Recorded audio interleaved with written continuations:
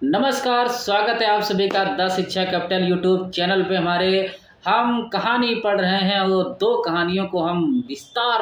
कहानियों को हम पढ़ चुके हैं। ठीक है, आज हमारी चौथी कहानी है। उस कहानी का नाम है कानों में कंगना। बहुत अच्छी कहानी है, आपको बहुत अच्छी लगेगी। हम आपको अपनी कहानी से एक बार रूबरू करा दें, आपको लगेगा कि क्या कहानियों को मैंने नोट्स बनाए, समझो। देखो, ये ऐसे ऐसे कहानियों को आपको मिलेंगे, मुख्य पात्रों के बारे में भी जानकारी।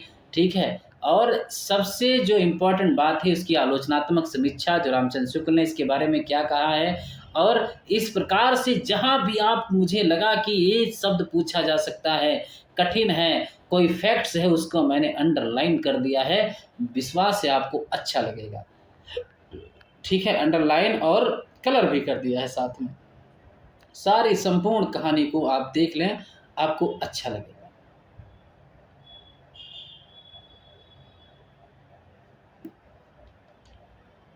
ठीक है, देखो, ये देखो, इस प्रकार से आपको कहानी आपको मिलेगी। ठीक है, इस प्रकार से आपको कहानी मिलेगी। चलो आगे बढ़ते हैं, हम आप कहानी पढ़ते हैं अच्छी तरीके से। इस कहानी से पहले हम आपको कुछ बातें बता दें कि हम दूसरी यूनिट यानी हिंदी साहित्य का इतिहास, उसमें प्रयोगवाद पढ़ रहे हैं। और तीसरी यूनिट में भारतीय काव्यशास्त्र हम खत्म कर चुके हैं, पाश्चात्य पे आने वाले हैं। ठीक है, कहानी में हमारी ये चौथी कहानी ही है, आपको मैं बता दिया हूँ। इससे पहले अपनी लिस्ट में सारी कहानियों को आप बेहतरीन तरीके से, इनसे बाहर आपको कुछ पढ़ने की ज़रूरत नहीं है। ठीक है, जिस कहानियों के बारे में किसी ने कोई भी कमेंट किया है, कहने का अर्थ है किसी भी विचारक ने कुछ भी कहा है, वो मैं आपको रख दूंगा। ठीक, वो आपको किसी भी इतिहासकार को पढ़ने की ज़रूरत नहीं है। ठीक है, नाटक में हम अंधा युग पढ़ रहे हैं, बकरी नाटक पढ़ चुके हैं। कविता में हम जो है 2 कविता अभी तक पढ़ चुके हैं, तीसरी कविता आज हम पढ़ने वाले हैं। उस कविता का नाम है महादेवी वर्मा। ठीक है, जब आपको वीडियो मिलेंगे तो उसी में सब, क्योंकि 4 से 5 क्लास में डेली लेता हूँ, इसी के चक्कर में।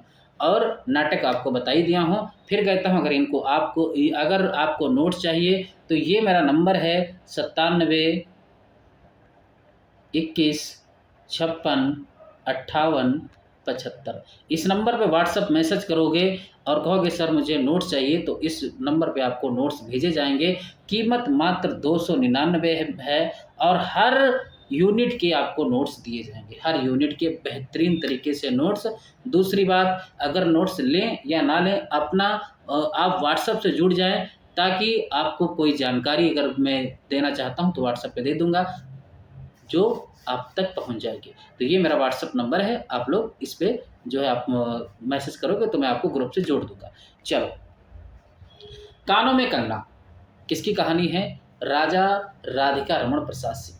ठीक है, देखो एक चीज समझ लो, कानों में कंगना ये जो कहानी है ना, आज बहुत भावुक कहानी है। और इस कहानी में नरेंद्र और किरण, जो किरण हैं, उनकी प्रेम संबंधी भी कह सकते हैं, और बहुत वैसी कहानी है कि सोचने पे मजबूर कर देती है।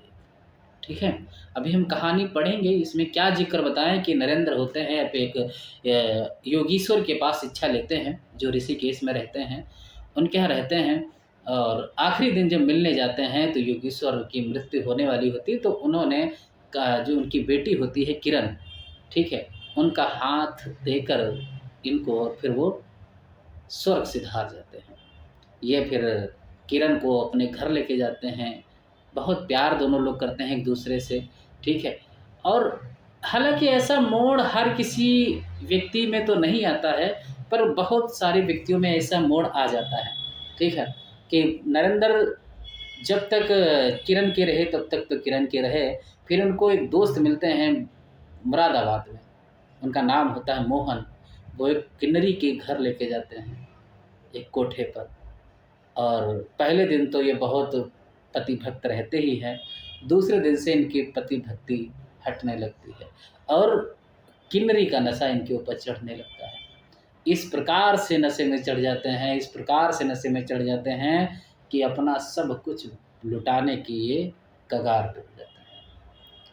पारसी जैकेट, बनारसी साड़ी, सोना, कंगन, जो भी पाया सब किन्नरों के चरणों में देकर फिर उसके चरणों में लेटते थे, बाहों में लेटते थे नरेंद्र, ठीक है। और लास्ट में जब इनके पास कुछ नहीं होता है तब वो लात मार के भगा देते, कहते चले जाओ, नहीं आना आओ। इसने एक मैसेज दिया है इंसानों के लिए, पुरुषों के लिए, ठीक है, कि किन्नरी हो यानी जो वेश्या है वो सिर्फ पैसों के लिए है। जब तक आपके पास पैसा है आप उसके हैं, पैसा नहीं है आप किसी के नहीं हैं, ठीक है, आप उसके नहीं हैं। वो उसने इस कहानी से ये मैसेज मिलेगा आपको, ठीक है। ये भी है, ये तो खैर आज के ज़माने की बात है, वैसे आदर्शवादी भी कहानी है। और फिर लास्ट में जब पैसा नहीं बचता है तो ये घर जाता है बहुत तड़कता भड़कता, और जूही जो इनकी नौकरानी होती है उससे कहता है कि जूही जाओ ऊपर जाओ, जो कुछ हो लेकर आओ, मुझे जाना है। जूही कहती है कि तुम ही ऊपर चले जाओ। जैसे जाता है देखता है अलमारी में कुछ नहीं पाता है, सब कहीं ढूंढता है कुछ नहीं पाता है अपने। फिर उससे किरण से कहता है, किरण तुम्हारे पास कुछ हो तो दे दो, मैं मुझे ज़रूरत है। तब ये कहता है, ये किरण कहती है कि वही कानों में कंगना, वही कानों में कंगना लटकाए वो बहुत लेटी हुई होती है। इतना कहकर किरण मृत्यु को प्राप्त हो जाती है, और इतना कहते ही उसका सारा नशा उतर जाता है प्रेम भूत का, किन्नरी का। सोचता है कि अब मैं क्या करूं, शकुंतला ने तो अंगूठी, शकुंतला की अंगूठी तो पहचान ली थी, ठीक है। ये सब सोच विचार के आखिर में यहीं पे कहानी आके समाप्त हो जाती है। तो बहुत छोटी कहानी है और अच्छी कहानी लगेगी, बस इसमें प्रकृति वर्णन बहुत खतरनाक है। याद रखना, ये कहानी इंदु पत्रिका में 1913 में प्रकाशित हुई थी। याद रखना, ये अभी यूजीसी नेट दिसंबर में पूछा गया है कि कहानी कानों में कंगना कहानी किस पत्रिका में प्रकाशित हुई थी। तो इंदु पत्रिका में। अगर आप यहाँ से भूल रहे हैं कि मैं कैसे याद रखूँगी, तो यहाँ पे किरण की जगह सोच लो कि इंदु कानों में कंगना पहनती है, इंदु कानों में कंगना पहनती है। और इंदु से कहते हैं हम लोग क्या, तेरे कानों में कंगना, इंदु तेरे कानों में कंगना। इंदु तेरे, तेरे से तेरा भी याद रखना, 13/1913, ठीक है। इंदु तेरे कानों में कंगना, इंदु पत्रिका में 13 में 1913 में कानों में कंगना, ये पत्रिका जो कहानी छपी थी। चलो, मुझे भरोसा है आपको अच्छी लगी होगी। कहानी का नायक नरेंद्र अपनी आप बीती लिख रहा है, ये आत्मकथात्मक भी कहानी है, ठीक है। चलो, इसका प्रतिपाद्य क्या है देखो, केंद्रीय पात्र एवं कथावाचक नरेंद्र का किरण से प्रेम विवाह और फिर किन्नरी के सौंदर्य से वशीभूत होकर प्रेम विमुख हो जाने और अंत में किरण के प्रण त्याग के समय वास्तविकता के एहसास होने की कहानी है, ठीक है। पत्नी से अलग दुनिया के प्रेम में फरेब, छल और विश्वासघात होता है। लेखक का उद्देश्य प्रेम है, यही बात है। देखो, मैंने आपको समझाया था, वही बात कहना चाहता है। सत्य, ईमानदारी और नैतिक मूल्यों का बोध कराकर आदर्शवाद की स्थापना करना है इस कहानी में, ठीक है। चलो, मुख्य पात्र किरण याद रखना, कहानी की नायिका जो नायक नरेंद्र की पत्नी और उसके गुरु योगीश्वर की पुत्री है। किरण आदर्शवादी नारी है, याद रखना। नायिका की सुंदरता की तुलना लेखक ने प्रकृति से की है कि आकाश में तारों को देखो या उन जगमग आँखों को देखा, बात एक ही है। सोच के देखो, चाहे तारों को देखो चाहे उसकी आँखों को देखो, चमक एक जैसी है, ठीक है। ये कहानी है। नरेंद्र किरण का पति जो पहले उसके पिता का शिष्य रहता है, किरण से खूब प्रेम करता है, बाद में किन्नरी के जाल में फंसकर सब गंवा देता है, ठीक है। योगीश्वर नरेंद्र के गुरु, गौड़पात्र जूही जो नरेंद्र के घर की नौकरानी है, ठीक है। किन्नरी जो खलनायिका है, मोहन नरेंद्र का पहचान वाला है, ठीक है। कुछ विशेष देख लेते हैं इसमें। ये अत्यंत अलंकारिक, यानी इसमें अलंकार से प्रयुक्त और क्लिष्ट भाषा है। इसकी भाषा कहीं कहीं बहुत कठिन लगती है। इसमें 2 स्थानों की चर्चा याद रखना, ऋषिकेश और मुरादाबाद, वेरी इंपॉर्टेंट। पूछा जा सकता है कि ऋषिकेश और मुरादाबाद का वर्णन किस कहानी में हुआ है, तो कानों में कंगना। भोली भाली स्त्री की पीड़ा का मौन वर्णन, गलत संगति का असर इस कहानी में दिखाया गया है।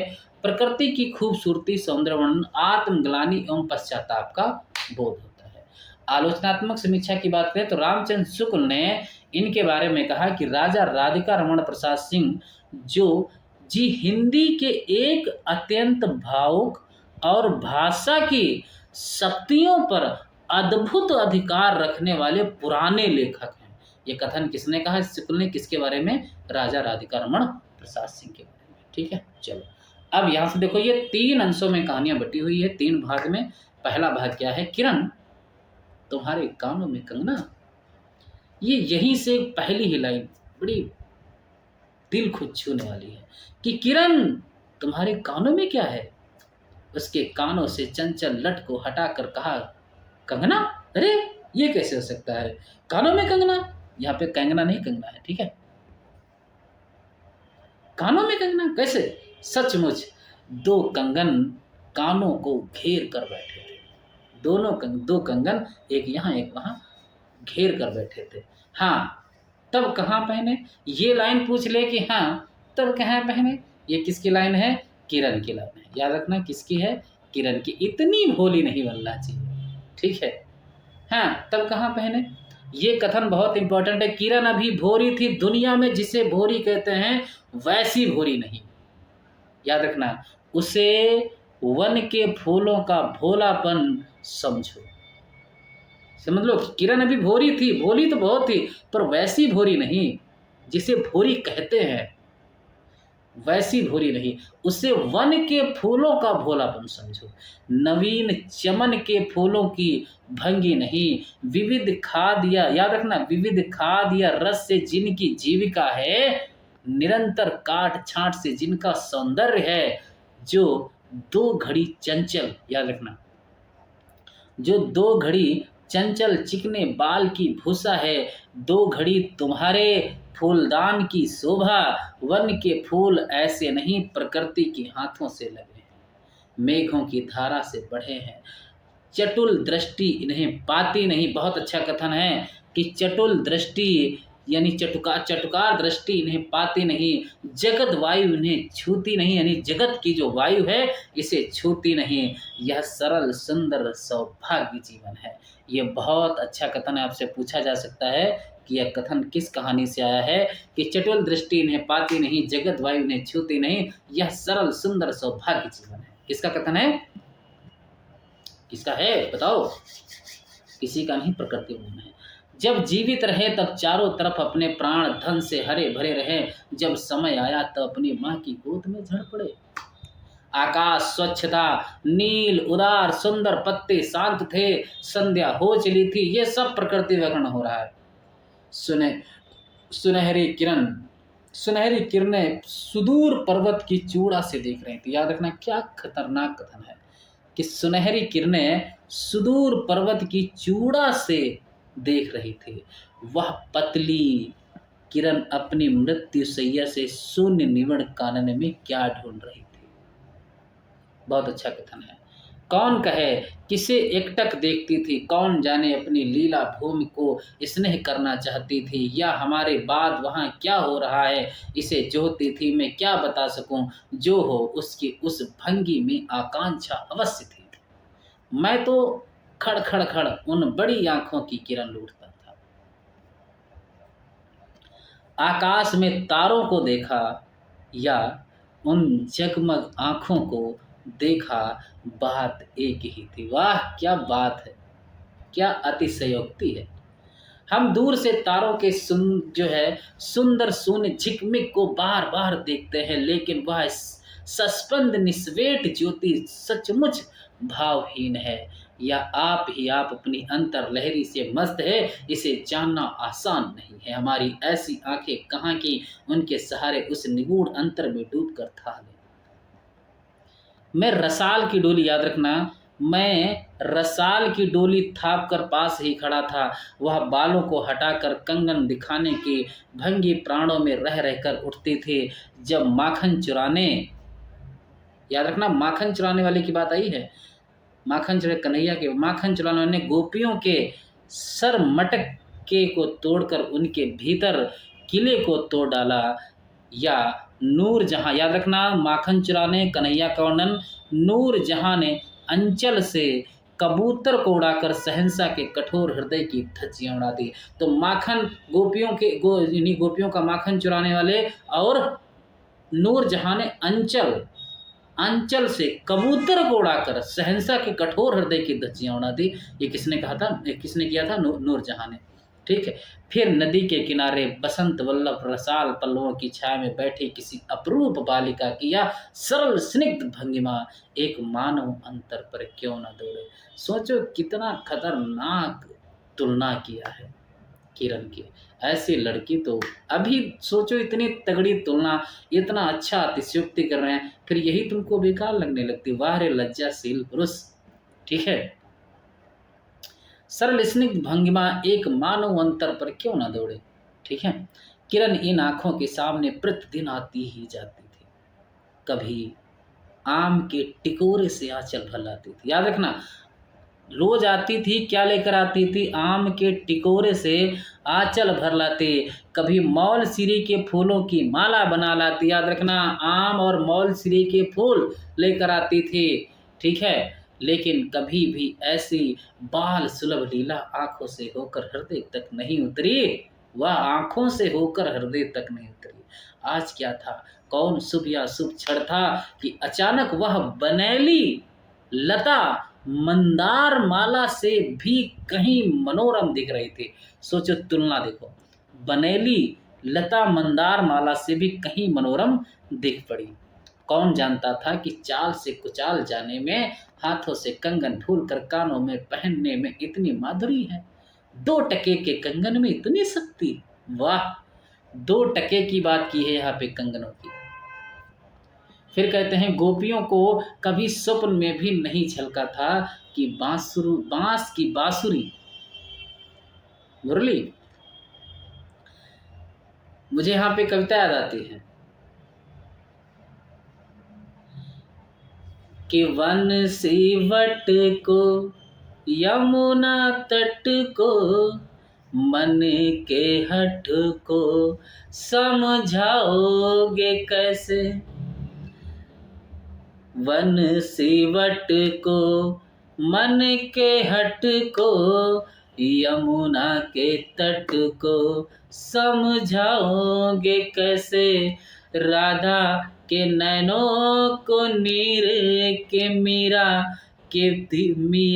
के पीर को धीर धराओगे कैसे।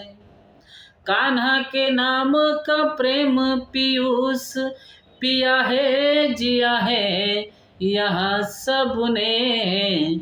उधो ये तो बता दो कि प्रेम के रंग पे ज्ञान का रंग चढ़ाओगे कैसे। तो यहाँ से मुझे पंक्ति मुझे याद आई। ठीक है। थोड़ा इधर उधर लाइनें हो गई हैं क्योंकि बहुत दिन से इनको याद नहीं किया था, इसलिए बीच बीच में बोल लेता हूँ।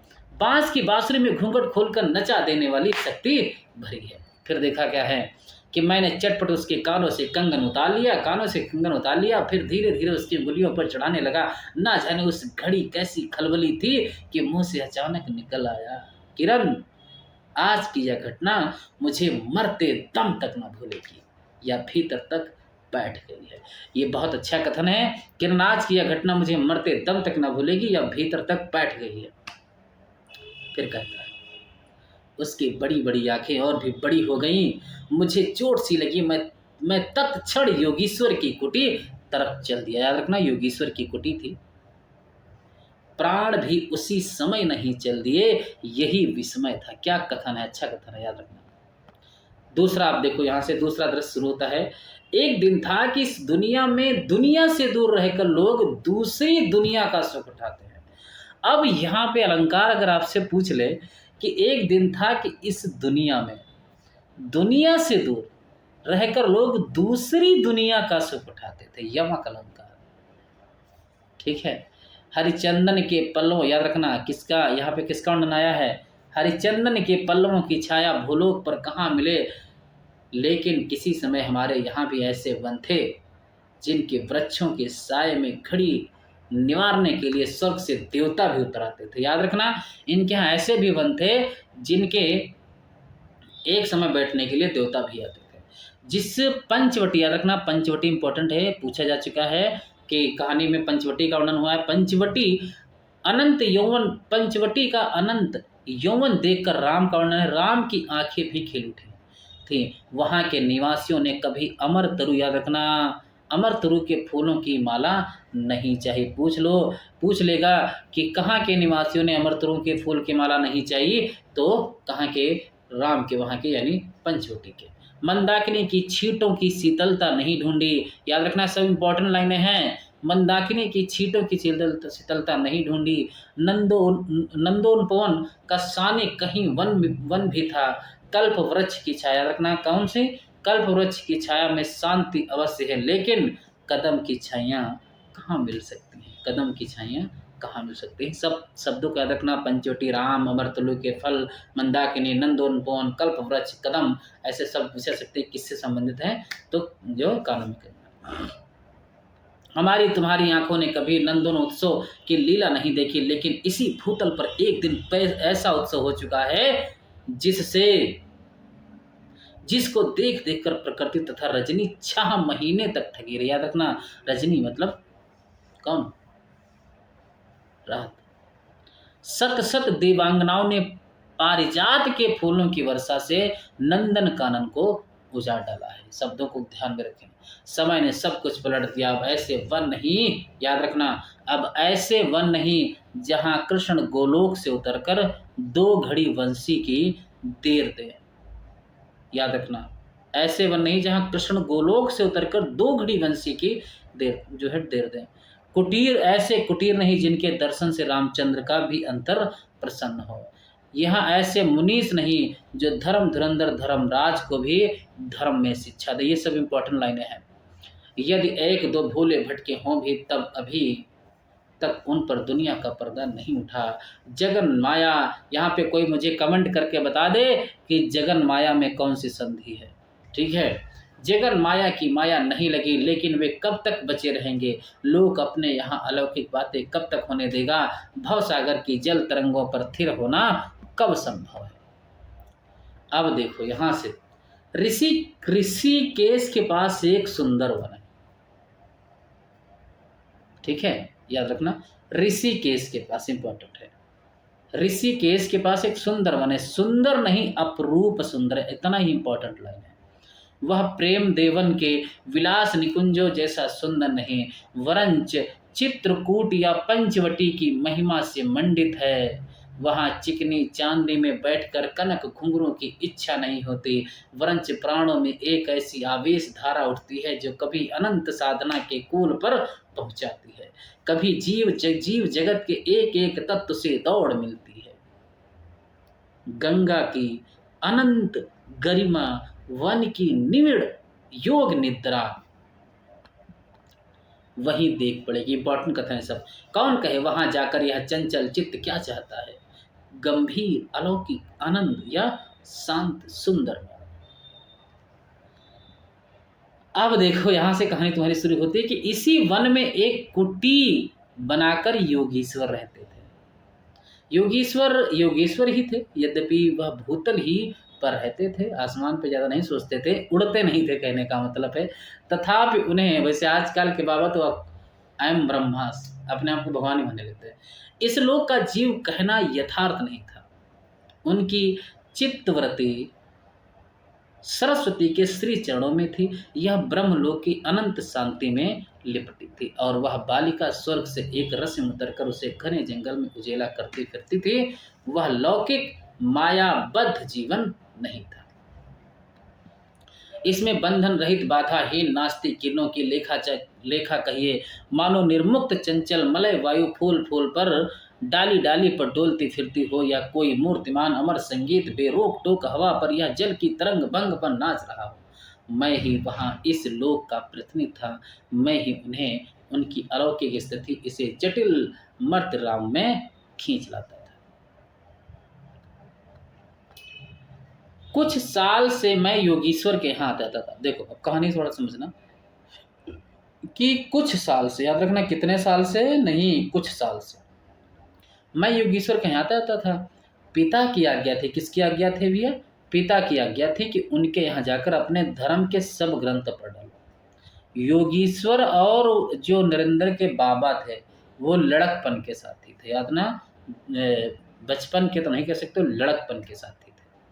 इसीलिए उनकी उनकी मुझ पर इतनी दया थी। किरण उनकी लड़की थी, किनकी? योगेश्वर की। उस कुटीर में वही दीपक थी, याद रखना, दीपक की तुलना की है।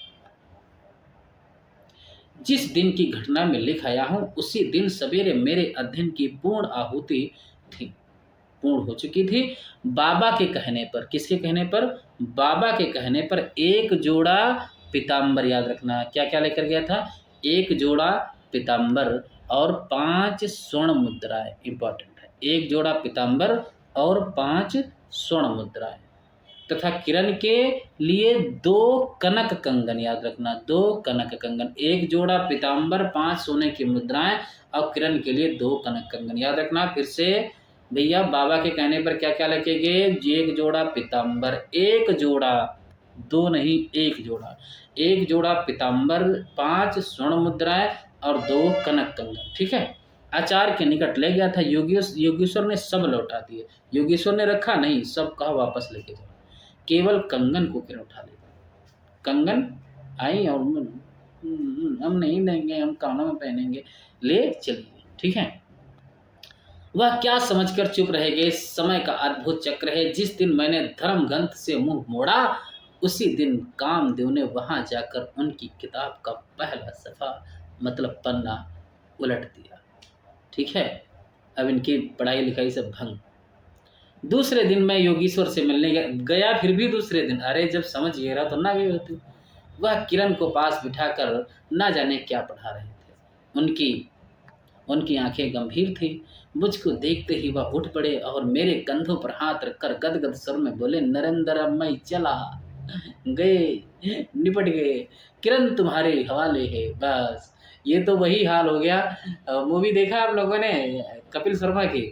कौन सी? किस किस को प्यार करो, तो उसमें एक हीरोइन नहीं होती है, नायिका, तो हॉस्पिटल वाली सीन, उसके हाथों में देख के टपक जाता है बंदा, बूढ़ा हो। उसी प्रकार से यहाँ योगेश्वर भी नरेंद्र के साथ कर गए।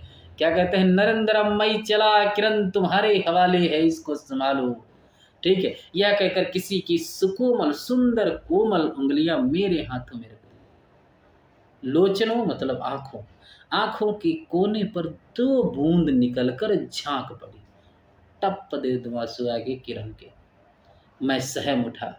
क्या उन पर सब बातें विदित थी? क्या उनकी तीव्र दृष्टि मेरी अंतर लहरी तक डूब चुकी थी? वह ठहरे नहीं, चल दिए। मैं कांपता रह गया, किरण देखती रह गई।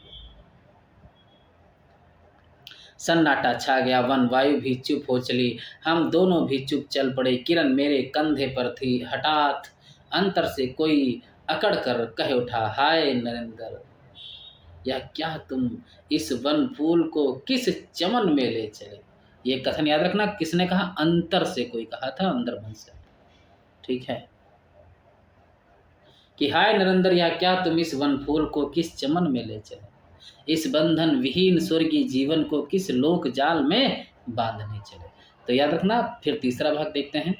ये बहुत इंपॉर्टेंट कथन है आपका, कि कंकड़ी जल में जाकर कोई स्थायी विवर नहीं फोड़ सकती। क्षण भर जल का समतल भले ही उलट पुलट हो। ये कथन वेरी वेरी इंपॉर्टेंट है।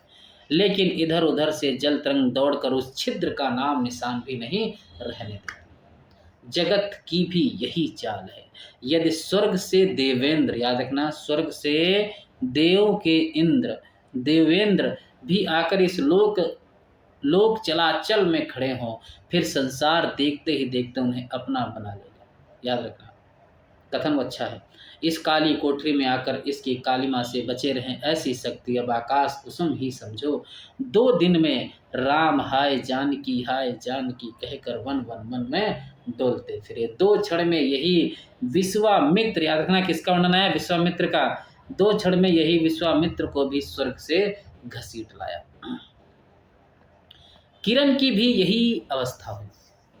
वह कहाँ प्रकृति की निर्मुक्त गोद, कहाँ जगत की जटिल बंधन पास कहाँ से कहाँ आ पड़ी। वह अलौकिक भोलापन, वह निसर्ग उच्छ्वास हाथों हाथ लुट गए। इस वन फूल की, याद रखना कथन इंपॉर्टेंट है सब, उस वन फूल की विमल कांति लौकिक चमन की मायावी मनोहारिता में वर्णित हुई। अब आंखें उठाकर आकाश से नीरो बातचीत करने का अवसर कहाँ से मिले। मलय वायु से मिलकर मलयाचल के फूलों की पूछताछ क्यों करो। जब किशोरी नए सांचे में ढल कर उतरी।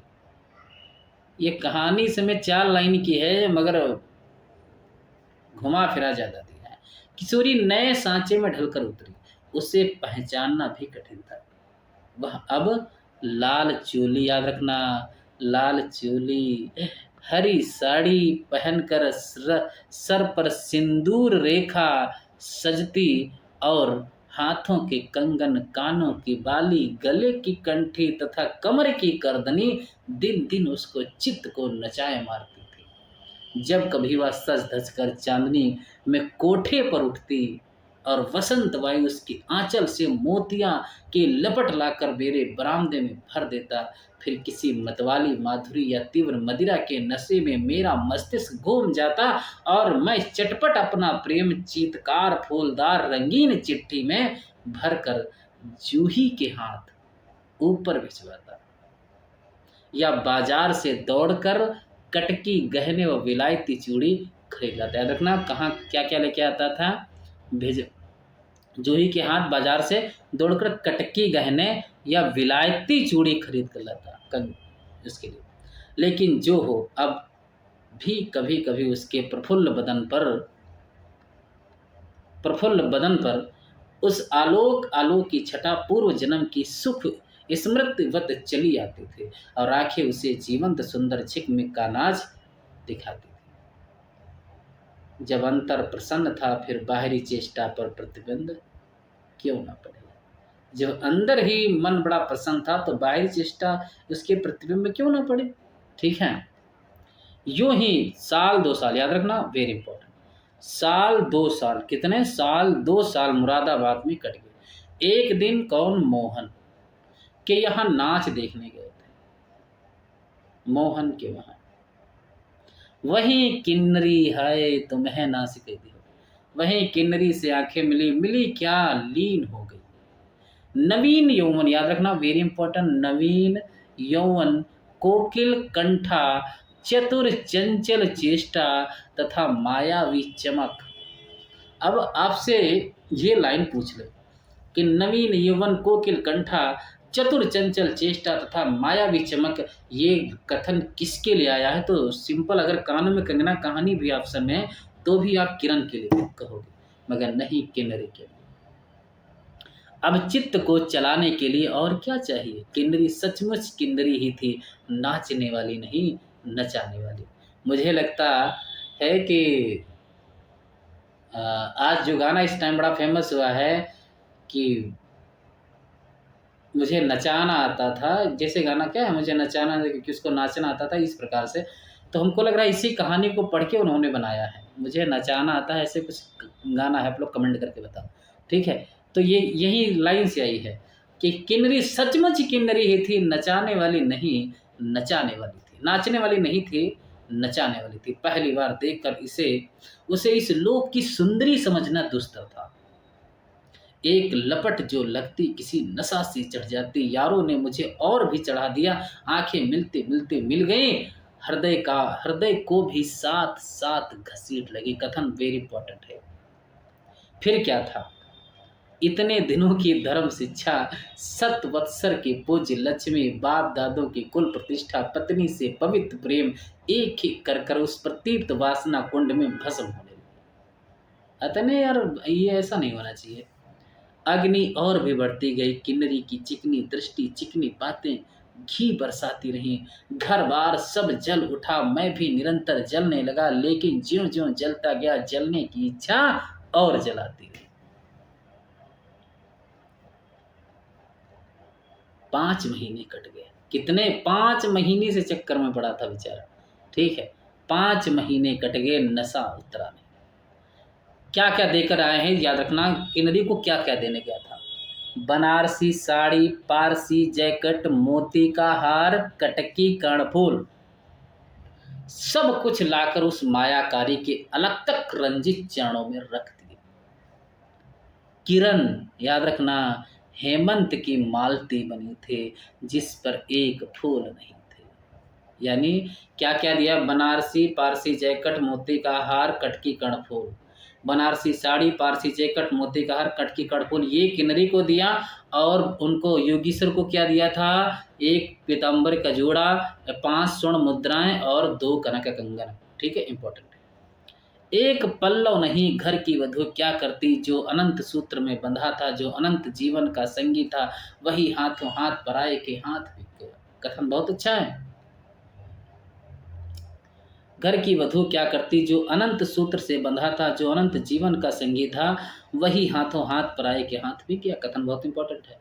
फिर ये तो 2 दिन के चकमकी खिलौने थे, इन्हें शरीर बदलते क्या देर लगे। दिन भर बहानों की माला गूंथ गूंथ किरण के गले में, और शाम को मोती की माला उस नाचने वाली के गले में, सशंक निर्लज्ज डाल देना, यही मेरा जीवन निर्वाह था। एक दिन सारी बातें खुल गई। किरण पछाड़ खाकर भूमि पर जा पड़ी। उसकी आंखों में आंसू न थे, मेरे आंखों में दया न थी। समझ रहे हो?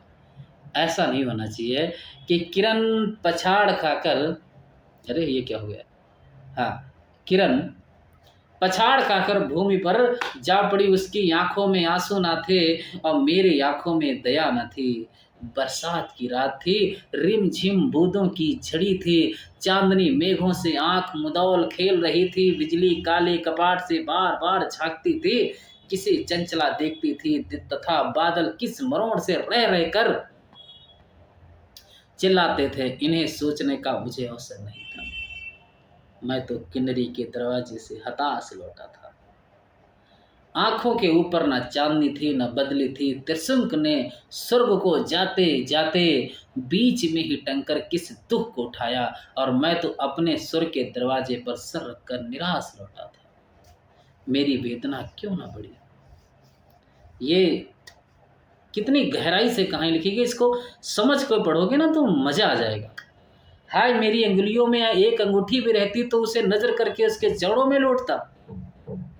घर पर आते ही जूही को पुकार उठा, जूही किरण के पास कुछ भी हो, बचा हो तो फौरन जाकर मांग लाओ, मुझे उसके जड़ों में लौटना है। इसीलिए ऊपर से कोई आवाज नहीं आई, केवल सर के ऊपर से एक काला बादल कालांत चीत्कार के चिल्ला उठा। मेरा मस्तिष्क घूम गया। मैं तो तत्क्षण कोठे पर दौड़ा, भागता हुआ तुरंत। सब संदूकें झांके, जो कुछ मिला सब तोड़ डाला, लेकिन मिला कुछ भी नहीं। ये इंपॉर्टेंट यहाँ पे कि अलमारी में क्या इसको दिखा था? अलमारी में केवल मकड़े का जाल था। याद रखना, अलमारी में क्या मिला है? मकड़े का जाला। क्या था अलमारी में? मकड़े का जाला था। श्रृंगार बक्स में क्या बैठी थी? छिपकली थी। श्रृंगार बक्स में छिपकली थी। उसी दम किरण पर झपटा, पास जाते ही सहम गया। वह एक तकिए के सहारे निसहाय निस्पंद लेटी थी। केवल चांद ने खिड़की से होकर उसे गोद में ले रखा था, और वायु उस शरीर पर जल से भिगोया पंखा चल रही थी। मुख पर एक अपरूप छटा थी। कौन कहे कहीं जीवन की शेष रस्म क्षण भर वहीं अटकी हो। आंखों में एक जीवन ज्योति थी। शायद प्राण शरीर से निकलकर किसी आश्रय से वहां बैठ रहा था। मैं फिर पुकार उठा, किरण किरण, तुम्हारे पास कोई गहना हो तो दे दो। हाँ, किरण बोली, हाँ हाँ मेरे बाबू, आओ ले जाओ। छीड़ कंठ की काखली थी। कहाँ है अभी देखने दो। उसने धीरे से घूंघट सरका कर कहा कि वही कानों का कंगना। सोचो क्या दृश्य रहा होगा। वो मरने के कगार पे है, इसको साले को सोना दिखता है। ठीक है। सर तकिए से ढल पड़ा, आंखें भी छिप गई। वह जीवंत रेखा कहाँ चली गई? क्या इतने ही के लिए अब तक ठहरी थी? आंखें मुख पर जा पड़ी। वही कंगन थे, वैसे ही कानों को घेर कर बैठे थे। मेरी स्मृति तड़ित वेग से नाच उठी। अरे दुष्यंत ने अंगूठी पहचान ली। याद रखना यहाँ पे आखिरी कहानी में क्या क्या वर्णन हुआ है दुष्यंत का। दुष्यंत ने अंगूठी पहचान ली, भूली शकुंतला उस पल याद आ गई। लेकिन दुष्यंत सौभाग्यशाली थे, चक्रवर्ती राजा थे, अपनी प्राण प्रिया को आकाश पाताल छान कर ढूंढ निकाला। मेरी किरण तो इस भूतल पर ना थी, जब थी तो तू उसने कौन इज्जत किया उसने। किसी तरह प्राण देकर भी पाता, परलोक से ढूंढ निकालूं ऐसी शक्ति इस दीनहीन मानव में कहाँ। चढ़ा नशा उतर पड़ा। वेरी इंपॉर्टेंट कथन लास्ट है कि चढ़ा नशा उतर पड़ा, सारी बातें सूझ गईं, आंखों पर की पट्टी खुल गई। लेकिन हाय हाय, खुली भी तो उसी समय जब जीवन में केवल अंधकार ही रहे। क्या बताऊं, ये आपको कहानी मुझे लगता है पसंद आई होगी। अगर कहानी पसंद आई है, ठीक है, तो कमेंट करके बताएं और लिखें कि सर अच्छी लगी कहानी, पढ़ाने का मेरा अंदाज़ कैसा रहा, ये भी आप बताएंगे तो मुझे अच्छा लगेगा। कुछ तो नहीं मिलता, कम से कम कमेंट तो कर दिया करो। ऐसा नहीं कि मैं बार बार कर रही हूँ। तो कुछ बच्चे हैं जो तारीफ़ करते हैं, मैं उनका भी नाम लूँगा। जैसे एक हैं नंद किशोर, वो मेरे प्री स्टूडेंट हो रहे हैं धीरे धीरे। एक सुषमा पाठक बिटिया है, वो भी बहुत अच्छे कमेंट करते हैं, कहती हैं कि सर मुझे बहुत जो है अच्छे आपको आपका पढ़ाने का अंदाज़, उनका तो कहना है कि सर आपके जैसा यूट्यूब में कोई नहीं पढ़ाता है। तो ये तो खैर अतिशयोक्ति वाली बात हो गई मेरे लिए, ठीक है, उतना भी नहीं, पर हाँ, आप लोगों को कमेंट से इतना अच्छा लगता है कि हाँ, कुछ तो अच्छा कर रहा हूँ, ठीक है।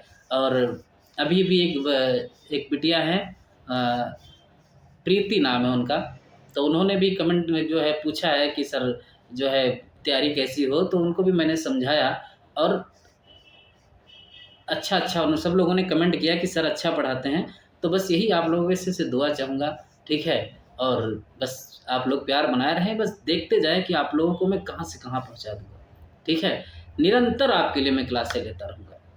चलो, बहुत बहुत धन्यवाद। क्लास अच्छी लगी हो तो सब्सक्राइब करें और क्या करना है आपको, लाइक करना है। फिर कहता हूँ कि अगर आपको नोट्स चाहिए तो ये नंबर है मेरा, लिख लीजिए 97 21 56 58 75।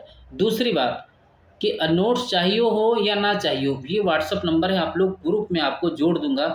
जो कि कोई जो अदर कुछ चीज़ें भेजी जाती हैं, ठीक है, कोई सूचना देना होता है तो कम से कम व्हाट्सएप पे दे दूंगा, ठीक है। बहुत सारी जानकारी आपको वहाँ से मिलती रहेगी, ठीक है। चलो बहुत बहुत धन्यवाद। और नोट्स आपको अगर परचेज करना है, फीस इसकी मैंने बता दिया है 299, बहुत ज़्यादा नहीं है, सारे नोट्स मिलेंगे आपको। अब कोई किताब पढ़ने की ज़रूरत नहीं है, सिर्फ नोट्सों के अलावा भरोसा करके बस पढ़ो।